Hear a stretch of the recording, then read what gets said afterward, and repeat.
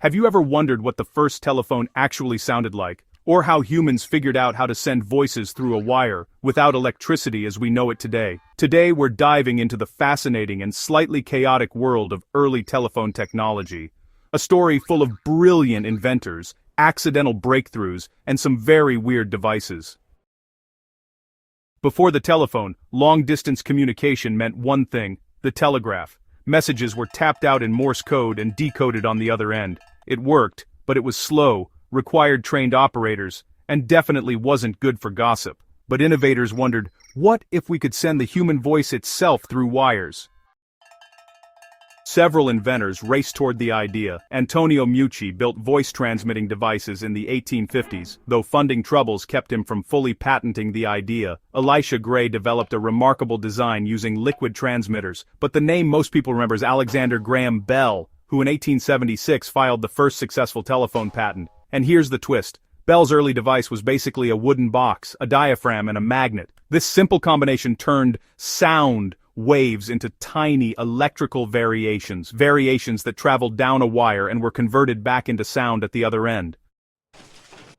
On March 10, 1876, Bell spilled some acid during an experiment and shouted, "Mr. Watson, come here, I want to see you." This became the first intelligible sentence transmitted by telephone. The sound wasn't crystal clear. Think more tin can underwater robot. But it worked, and the world changed overnight. Early telephones had no dialing, no buttons, and definitely no apps. Here's what they did have. First, the transmitter. This part captured sound. The first transmitters used vibrating diaphragms attached to a magnet. Later versions used carbon granules that compressed and released with sound vibrations, hugely improving clarity. Next, the receiver, which was essentially a tiny speaker. A coil of wire and a magnet converted electrical signals back into vibrations your ear could understand. Then the line. Just a wire strung between houses or poles. One wire. Not even two. The earth served as the return path. And finally, the switchboard. Before automated dialing, you called an operator who manually connected your line to the right person, like early human routers. As telephones spread, companies built massive switchboard networks. Operators, mostly women due to their pleasant voices as the ads claimed, connected calls by physically plugging in wires. It was labor-intensive, but it turned the telephone from a science experiment into a global communication revolution.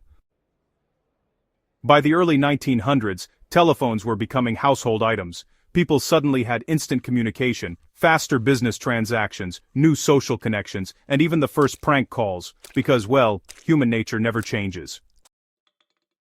The earliest telephones were simple, fragile, and kind of clunky, but they laid the foundation for everything from video calls to the smartphones in our pockets today.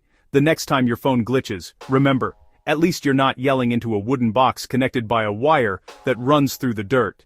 If you enjoyed this dive into tech history, hit that like button, subscribe, and let me know what part of early telephone technology surprised you the most.